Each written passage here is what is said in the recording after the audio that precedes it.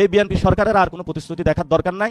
নেড়া একবারই বেলতলা যায়, নেড়া দুইবার বেলতলা যায় না। বেলতলা যায় আমাদের শিক্ষা হয়ে গেছে। নতুন ইতিহাস সৃষ্টি করতে যাচ্ছে জামাত। দর্শক, আমি যেটা আরেকটা আলোচনায় বলেছিলাম যে জামাত জোয়ার আসছে। 12 ফেব্রুয়ারির আগে যেরকম একটা আমরা জামাত জোয়ার দেখেছি, এবার ভিন্ন আঙ্গিকে জামাত জোয়ার আসতেছে।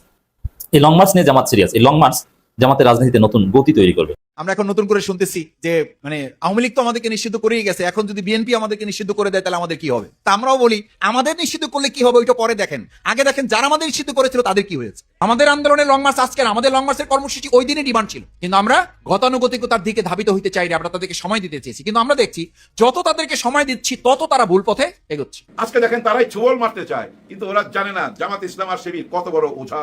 এরকম 20-10 সাপড়ে ওরা কতবার যে বধ করছে এর কোনো হিসাব নাই। 5ই আগস্টের ওই 36 দিনের হিসাব মিলাইয়া দেখেন ওরা কত বড় ওঝা। দর্শক, আমরা আগেই বলেছিলাম মহামান্য রাষ্ট্রপতির শপথের পরপরই বিএনপি সরকারে মন্ত্রিপরিষদে একটা ব্যাপক রদবদল হবে এবং সেই ঘোষণা আজকে বাস্তবায়িত হতে চলেছে। সেই ব্যাপারটা এখন সত্যে পরিণত। প্রথমে থাকা ভিডিও ক্লিপগুলো দেখেই বুঝতে পেরেছেন আজকের ভিডিওটি কতটা গুরুত্বপূর্ণ হতে যাচ্ছে এবং কোন বিষয়ের দিকে ইঙ্গিত করছে। তাই আজকের ভিডিওটি দেখলে বাংলাদেশের রাজনৈতিক সর্বশেষ পরিস্থিতি সম্পর্কে খুবই গুরুত্বপূর্ণ কিছু তথ্য পেয়ে যাবেন। ধৈর্য ধরে সম্পূর্ণ ভিডিওটি দেখার অনুরোধ রইল। তার আগে ছোট করে একটি অনুরোধ, আপনারা যদি এই ধরনের রাজনৈতিক ভিডিওগুলো দেখতে পছন্দ করে থাকেন অবশ্যই চ্যানেলটি সাবস্ক্রাইব করে পরবর্তী ভিডিওটি সবার আগে পাওয়ার জন্য বেল আইকনটি অল করে দিবেন। চলুন দর্শক, কথা না বাড়িয়ে একটি লাইক দিয়ে একে একে সেই ভিডিওগুলো দেখে আসি। জামাত জোয়ার আসছে। 12 ফেব্রুয়ারির আগে যেরকম একটা আমরা জামাত জোয়ার দেখেছি, এবার ভিন্ন আঙ্গিকে জামাত জোয়ার আসতেছে। 12 ফেব্রুয়ারির আগে জামাত জোয়ার, জামাতের প্রতি মানুষের হাইপ, আগ্রহ, আকর্ষণ, এটা জামাত ক্ষমতা আসবে এই সেন্সে। কিন্তু এবার জামাত জোয়ার আসবে ভিন্ন সেন্সে এবং এটা স্টার্ট হবে চট্টগ্রাম থেকে। এবং এর জামাত রেডি, একদম পুরোপুরি প্রস্তুত। আমি সেই প্রস্তুতি সম্পর্কে আপনাদের ধারণা দিতে যেই আলোচনা। একই সাথে জামাতের এই উদ্যোগ এখন যেটা আলোচনা করছি এটা প্রমাণ করে জামাত ইসলামী বিএনপির চাইতে 14 বছর অ্যাডভান্স।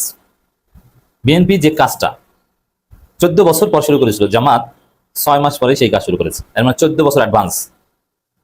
রাজনীতিতে একটা দলের নানান দিক থেকে সফলতা বা জনগণকে আকর্ষণ করার দিক আছে।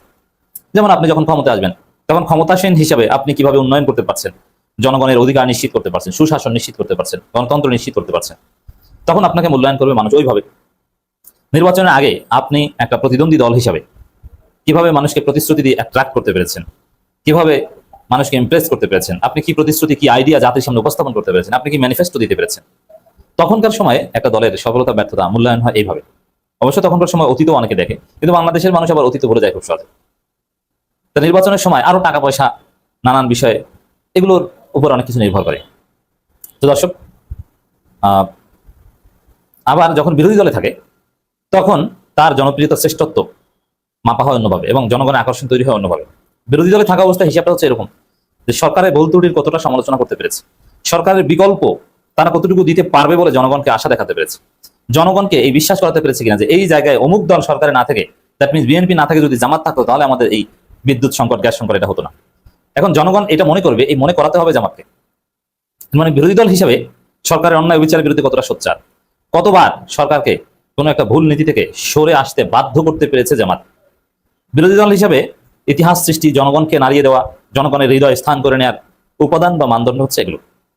তো জামাত নির্বাচনের আগে সরকার হিসাবে তো আর জামাতকে মূল্যায়ন করার সুযোগ নেই, কারণ জামাত ক্ষমতা আসেনি কখনো। বিরোধী দল হিসাবে জামাত এবার পারফর্ম করার সুযোগ পাচ্ছে। আর নির্বাচনের আগে তো বললাম যে ক্রাইটেরিয়া যা ছিল সেখানে ভালো করেছে, কিন্তু কিছু মেকানিজমে জামাত হেরে গেছে। যেমন সুইং ভোটার শেষ পর্যন্ত বিএনপির দিকে টার্ন করেছে, বিশেষ করে ঠাকুরগাঁও জেলা আমির কাণ্ড, মিডিয়া নানান অপপ্রচারের কারণে। আবার ডিপ স্টেট সরাসরি বিএনপির পক্ষে কাজ করেছে। আর ডিপ স্টেটের হিসাব যদি বাদ দিই, আওয়ামী লীগ এবং হিন্দু ভোট, এই দুইটা সমীকরণে জামাত একটা ধরা খেয়েছে। তো এখন বিরোধী দল হিসাবে জামাতের আবার জেগে ওঠার পালা, জনগণের আস্থা অর্জন করার পালা, এবং এই যে স্রোত, এই স্রোতেই ক্ষমতা যাওয়ার সুযোগ। এই পথে হাত দিয়েছে জামাত। বিএনপির সাথে একটু তুলনা করি। বিএনপি 2022 সালে, দ্যাট মিনস আওয়ামী লীগ 2008 সালে ক্ষমতা আসার 14 বছর পর চট্টগ্রাম থেকে বিভাগীয় সমাবেশ শুরু করেছিল। ওই বিভাগীয় সমাবেশের মধ্য দিয়ে মূলত বিএনপি সরকার বিরোধী আন্দোলন সূচনা করেছে। তার আগে কোনো কার্যকর সরকার বিরোধী আন্দোলন 14 বছরে করতে পারেনি। জনগণ বিএনপির ডাকে কখনো রাজপথে নামেনি। কিন্তু 2022 সালে এই জুলাই মাসেই, সম্ভবত আগস্ট মাসেই যে বিভাগীয় সমাবেশ শুরু করেছে বিএনপি শুরু করেছিল, তখন সাধারণ মানুষ মানুষের একটা আগ্রহ তৈরি হয়েছিল, আশা জেগেছিল যে না আমরা এবার ফেসিবাদ থেকে মুক্তি পাবো এবং সরকারের সমালোচনা, সরকারের বিরুদ্ধে একটা বার্তা দিতে পেরেছিল। যদিও দিন শেষে সেই আন্দোলন সফল হয়নি, কিন্তু বিএনপি সেই বিভাগীয় সমাবেশ, এরপর তারুণ্যের সমাবেশ, এর মাধ্যমে দেশব্যাপী একটা আলোড়ন সৃষ্টি করতে পেরেছিল। তারা যে বিরোধী দলে আছে, জনগণের আকর্ষণটা তৈরি করতে পেরেছিল। তো ওই চট্টগ্রাম থেকে জামাত এবার ওই লং মার্চ শুরু করতে যাচ্ছে, এর মধ্য দিয়েও এরকম একটা আকর্ষণ তৈরি করবে জামাত। যে কাজটা বিএনপি 14 বছর পর করতে পেরেছিল, ওইটা জামাত এখন 6 মাস পরে শুরু করেছে। এবং চারদিকে দেখবেন মানুষ, ওই সময় মনে আছে সরকার নানানভাবে বাধা দিত বিএনপির বিভাগীয় সমাবেশে আসতে, কিন্তু মানুষ সাইকেল চালিয়ে আসতো, কেউ চিরা মুড়ি নিয়ে আসতো, ওখানে এসে রান্না করে খেত, আগে চলে আসতো, শহরে আত্মীয় স্বজনের বাসায় থাকতো, হোটেলে থাকতো, যাদের কোথাও থাকার জায়গা নাই তারা খোলা মাঠে থাকতো। এর মধ্য দিয়ে বিএনপি নেতাকর্মীদের মধ্যেই একটা গতিশীলতা তৈরি হয়েছিল। যদিও দিন শেষে আন্দোলন সফল হয়নি এবং হাসিনার পতন বিএনপি ঘটাতে পারেনি। শেষ পর্যন্ত ছাত্রদের একটা আন্দোলন এবং অলৌকিক সাহায্যের মাধ্যমে হাসিনার পতন হয়েছে। বাট বিএনপি ওই কাজটা করেছিল। এখন জামাত যেটা করছে, যে লং মার্চ করতে যাচ্ছে, এটা যে পতনের উদ্দেশ্যে করছে না, কিন্তু বিরোধী দল হিসাবে জামাতের প্রমাণ করার একটা সুযোগ। ঢাকার বাইরে দেশব্যাপী ওই যে বিএনপির বিভাগীয় সমাবেশের মতো অলরেডি জামাত সমাবেশ করেছে, বিভাগীয় সমাবেশ, এবং এবার লং মার্চ সেকেন্ড ডে। তো এভাবে জামাত বিরোধী দল হিসেবে নিজেদেরকে প্রমাণ করছে, জনগণকে আকর্ষণ করছে। দর্শক, 5 September Dhaka Chittagong long march সফল করার আহ্বান। এর মানে লং মার্চ নিয়ে জামাত সিরিয়াস। এবং 5 সেপ্টেম্বর তো অনেক পরে, কিন্তু এখন থেকেই প্রস্তুতি সভা, নানান আহ্বান, পরিকল্পনা শুরু করে দিয়েছে। তো দর্শক, ইতিহাসের অন্যতম সারা জাগানো আলোড়ন সৃষ্টিকারী লং মার্চ হবে ঢাকা চট্টগ্রাম লং মার্চ। প্রত্যেকটা লং মার্চেই সারা জাগাবে, কিন্তু চট্টগ্রামের লং মার্চটা ব্যতিক্রমী হবে। প্রথম, আলাদা দৃষ্টি থাকবে। আর এখানে বৃহত্তর চট্টগ্রামে জামাতের সাংগঠনিক ভিত্তি অত্যন্ত মজবুত, কিন্তু নির্বাচনী রাজনীতি ভালো করতে পারে না। এটা সুন্নি হেফাজত সমীকরণ রয়েছে। যেমন সুন্নিদের সাথে জামাতের আকীদাগত দূরত্ব আছে, আবার হেফাজতের সাথে আকীদাগত দূরত্ব নাই, কিন্তু কৃত্রিম দূরত্ব দেখিয়ে জামাত বিরোধিতা তারা করে, যার ফলে ভোটের রাজনীতিতে জামাত এখানে তেমন ভালো করতে পারে না, 2-1টা আসনে ভালো করে। কিন্তু চট্টগ্রাম অঞ্চলে জামাতের সাংগঠনিক ভিত্তি অত্যন্ত মজবুত। এখানে জামাতকে ভাবতে হবে যে সুন্নিদের ভোট কিভাবে জামাত নিতে পারে। এই জন্য সুন্নিদের সাথে আরো মেশা ইন্টারাকশন, রাজনৈতিকভাবে তাদের পাশে আছে এই বার্তাটা দেওয়া, আকীদা বিসর্জন না দিয়ে, এরকম চেষ্টা করা যেতে পারে। তো দর্শক, এই লং মার্চ নিয়ে জামাত সিরিয়াস। এই লং মার্চ জামাতের রাজনীতিতে নতুন গতি তৈরি করবে। দিল্লিতে আজকে সামরিক মহড়া ছিল, সেটা ক্যান্সেল করছে। কেন এই মহড়াটা ছিল? আমাদের মাননীয় প্রধানমন্ত্রী তারেক রহমান সাহেব যাবে, যাওয়ার আগে একটু প্র্যাকটিস করতে হয়তো, বুঝছেন না? সেটা অনুষ্ঠান ছিল আজকে, কিন্তু সেটা ক্যান্সেল করছে এবং তারা নিজেরাই প্রচার করতেছে তাদের চ্যানেলগুলোতে। এটা তো একরকম বেজ্জতি না, যে আমার মেহমান আসার কথা ছিল, আসবে না। এটা আমি নিজে কেন প্রচার করতে যাবো? আর এই মেহমান যে যাবে, এরকম কথা তো আমরা শুনি নাই। এরকম কিছু আপনারা শুনছেন? আমি তো শুনি নাই যে আমাদের মাননীয় প্রধানমন্ত্রী অমুক তারিখে ভারতে যাচ্ছে। এরকম দিন তারিখ ঘোষণা হয়নি, কিন্তু আলাপ আলোচনা চলতেছে। আর যেটা আমরা শুনতেছি যে শহীদ হাদির সেই আসামিকে দিতে হবে এবং শেখ হাসিনাকে দিতে হবে, তারপর আমাদের প্রধানমন্ত্রী ভারত সফরে যাবে, এরকম একটা কথাই তো শুনতেছি। ভারত আবার সেটার জবাবও দিছে, কিন্তু যে দেখেন শেখ হাসিনার যাওয়ার ব্যাপারটা আমাদের হাতে না, এটা আইনি ব্যাপার। ওনারা ওনাদের উচ্চ আদালতে এটা পেশ করছে, আদালত থেকে সেটা জানাবে শেখ হাসিনা বাংলাদেশে আসতে পারবে কি না। ঘটনা হয়েছে কি জানেন? শেখ হাসিনার তো একটা বিচারের রায় হয়ে গেছে, ওই যে ঝুলেবার রায় হয়ে গেছে।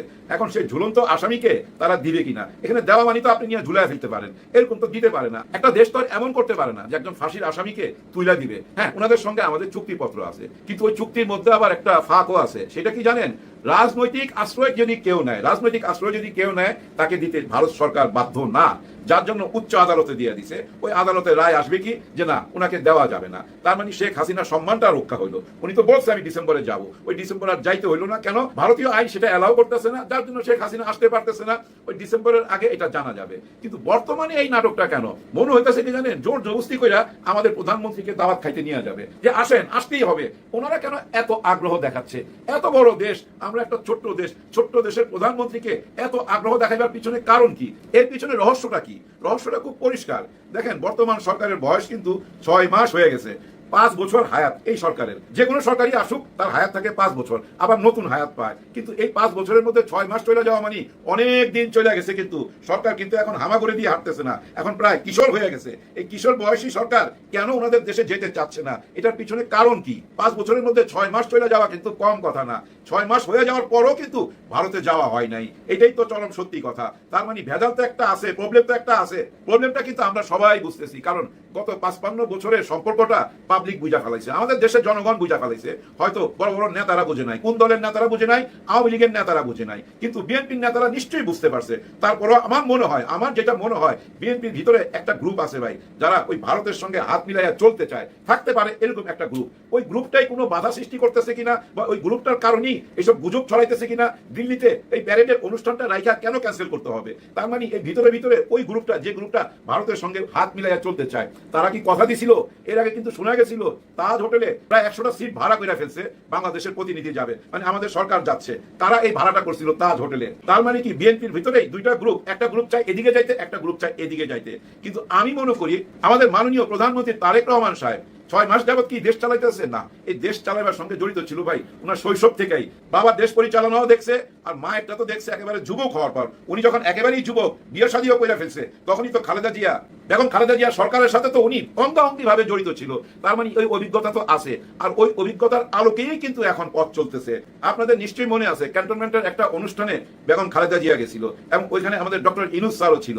দুজনের কথাবার্তা তো আপনারা শুনছেন মানে আমরা দেখছি, কথা শোনা যায় নাই, ওনারা পাশাপাশি বৈশাখ কথা বলতেছে হাসি মুখে, এটা কিন্তু আমরা দেখছি। এবং ডক্টর ইনুস স্যারের কিন্তু অনেক শ্রদ্ধাবোধ ছিল বেগম খালেদা জিয়ার প্রতি, আর জিয়াউর রহমানের প্রতি ওনার কতটা শ্রদ্ধাবোধ ছিল আপনাদের মনে আছে?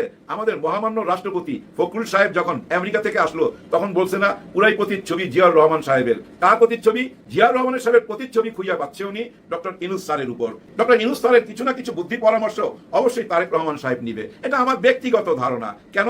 উনি যে ভারতে না যায়া ওই যে চীনে গেল এবং মালয়েশিয়া গেল, যার জন্য জোর দিয়ে এই কথাটা বলতেছি। এখনো তো ভারতে যায় নাই, কবে যাবে সেটাও ঠিক হয় নাই। কিন্তু ভাই সবচেয়ে গুরুত্বপূর্ণ কথা কি জানেন? কেন ভারত চাইতেছে ভাই আসো আসো, কেন নিজেদেরকে ছোট করতেছে?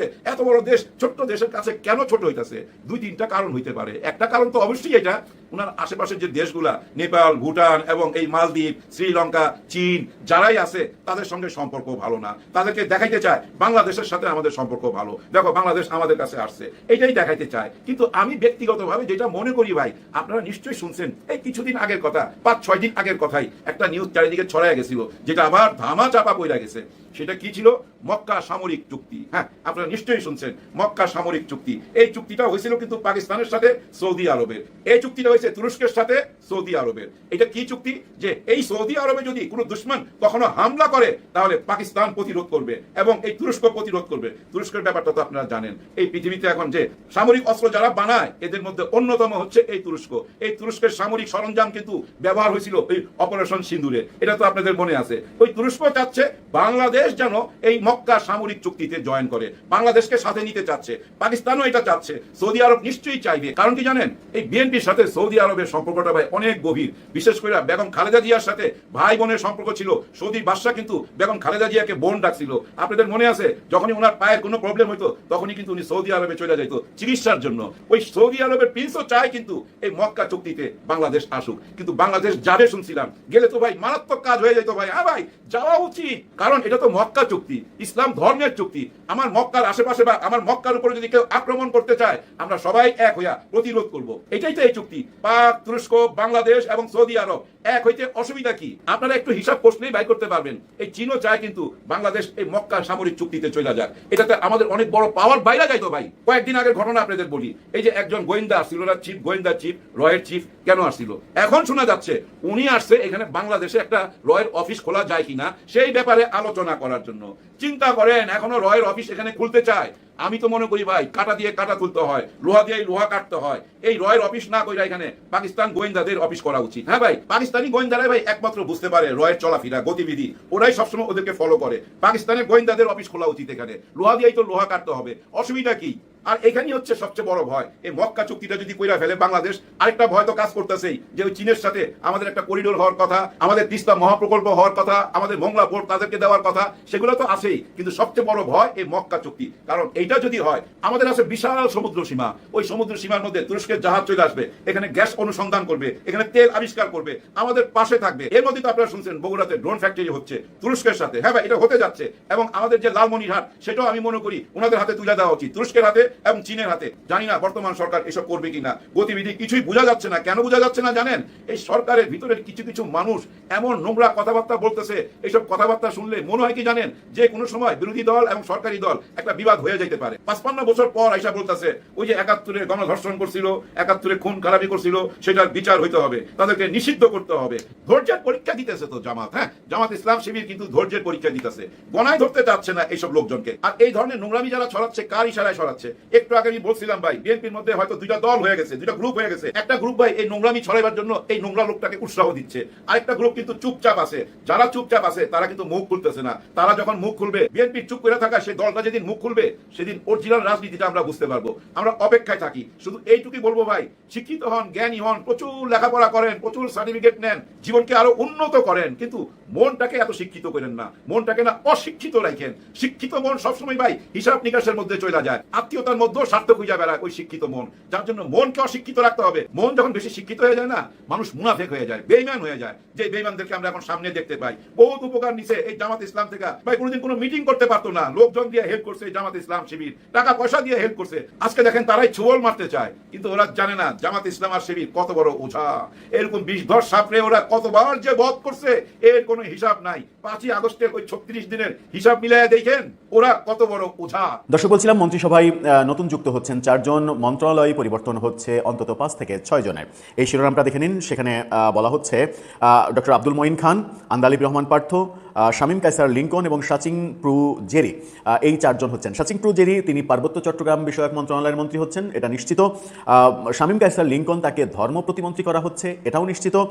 ডক্টর আব্দুল মঈন খানকে সম্ভবত, মানে এটা শতভাগ নিশ্চিত বলা যাচ্ছে না, তবে সম্ভাবনা বেশি, তাকে মির্জা ফখরুল ইসলাম আলমগীরের যে স্থানীয় সরকার, পল্লী উন্নয়ন এবং সমবায় মন্ত্রণালয়, সেই মন্ত্রণালয় দেওয়া হচ্ছে। আমি প্রথমে ভাবছিলাম যে তাকে হয়তো তার পূর্বের যে মন্ত্রণালয়, তিনি এর আগে তার সরকারে থেকে যে পরিকল্পনা মন্ত্রণালয়ের দায়িত্ব পালন করেছেন, সেই মন্ত্রণালয়ই তাকে দেওয়া হবে। কিন্তু বিভিন্ন গণমাধ্যম বলছে যে তাকে স্থানীয় সরকার মন্ত্রণালয় দেওয়া হচ্ছে। স্থানীয় সরকার মন্ত্রণালয় ডক্টর আব্দুল মঈন খানকে দেওয়া হচ্ছে, এর মিনিংটা অনেক কিছু দাঁড়ায়। আমরা একটা ভিডিও করেছিলাম, সেখানে একটি গণমাধ্যম বলেছিল, সালাউদ্দিন আহমেদ বলেছেন তিনি স্বরাষ্ট্র মন্ত্রণালয় ছাড়তে পারেন এই শর্তে যদি তাকে দলের মহাসচিব করা হয়। আমরা দেখেছি মির্জা ফখরুল ইসলাম আলমগীরকে যখন রাষ্ট্রপতি নির্বাচন করা হলো, এরপরে রুহুল কবির রিজভী, তাকে ভারপ্রাপ্ত মহাসচিব করা হয়েছে, অর্থাৎ আগামী সম্মেলন পর্যন্ত তিনি দায়িত্ব পালন করবেন। স্থানীয় সরকার মন্ত্রণালয়ে এবং স্বরাষ্ট্র মন্ত্রণালয়ে পরিবর্তন হচ্ছে না, এটাই বলছে গণমাধ্যম।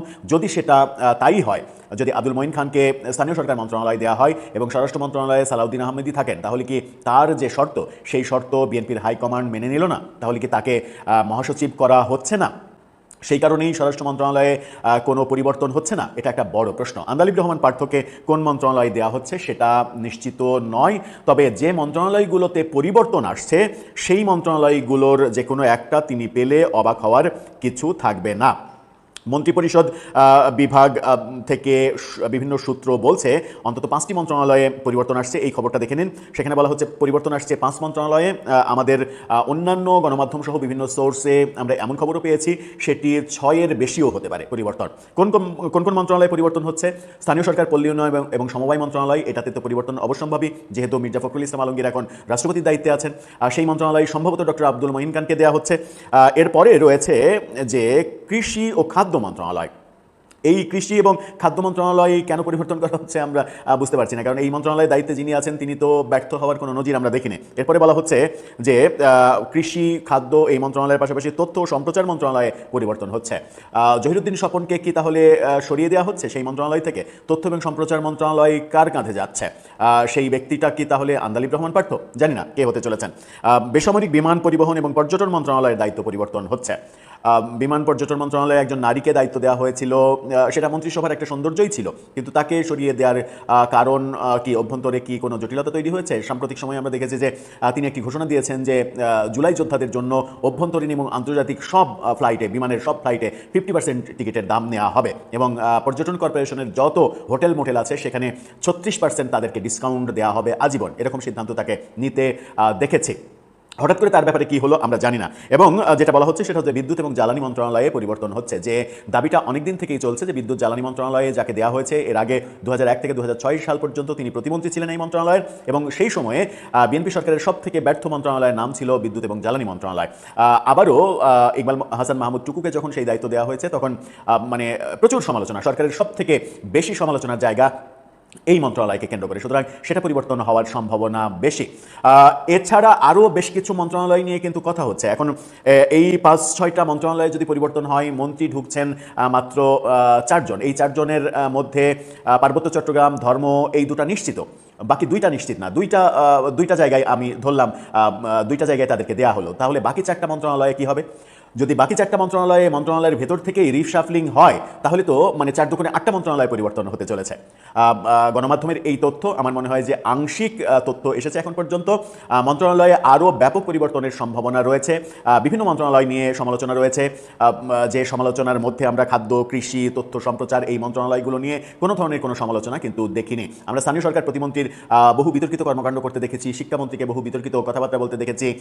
এই ব্যাপারগুলো সড়ক মন্ত্রণালয় যাকে দেওয়া হয়েছে, সড়ক, সেতু, রেলপথ, নৌ পরিবহন সব এক জায়গায় দেওয়া হয়েছে। এই যে দেওয়া হয়েছে, এত বিশাল মানে 3-4টা মন্ত্রণালয় এক জায়গায় একজনকে দেওয়া হয়েছে, সেখানে একটা বড় পরিবর্তন প্রয়োজন অনেকেই বলছিলেন, কিন্তু সেই নামটা, মন্ত্রণালয়ের নামগুলো এখানে কিন্তু আসেনি। এখন শেষ পর্যন্ত আমাদেরকে অপেক্ষা করতে হবে। আজকে রাতেই সব কিছু পরিষ্কার হয়ে যাবে, হয়তো রাত 8টার পরে নতুন মন্ত্রীদের শপথ হচ্ছে এবং তারপর পরই মন্ত্রণালয় ঘোষণা হয়ে যাবে, কিংবা শপথের সাথে সাথেই কিংবা শপথের আগে আগেই টেলিভিশন স্কলে চলে আসবে যে কারা কোন মন্ত্রণালয়ে পাচ্ছেন এবং কোন কোন মন্ত্রণালয়ে পরিবর্তন হচ্ছে। বিএনপি সরকারের 6 মাসের মাথায় এই ব্যাপক পরিবর্তন বলে দেয় যে সরকারের ভেতরেও তাদের অভ্যন্তরীণ মূল্যায়নে একটা বড় ঘাটতি তারা দেখছে, যে কারণে এই মন্ত্রিসভায় তারা একটা বড় রিশাপ। এই ভিডিওগুলো দেখছিলেন, এ সম্পর্কে আপনাদের মতামত কমেন্টে লিখে পাঠাবেন। ভিডিও ভালো লাগলে চ্যানেলটি সাবস্ক্রাইব করে আমাদের সাথেই থাকতে পারেন। এতক্ষণ সাথে থাকার জন্য ধন্যবাদ।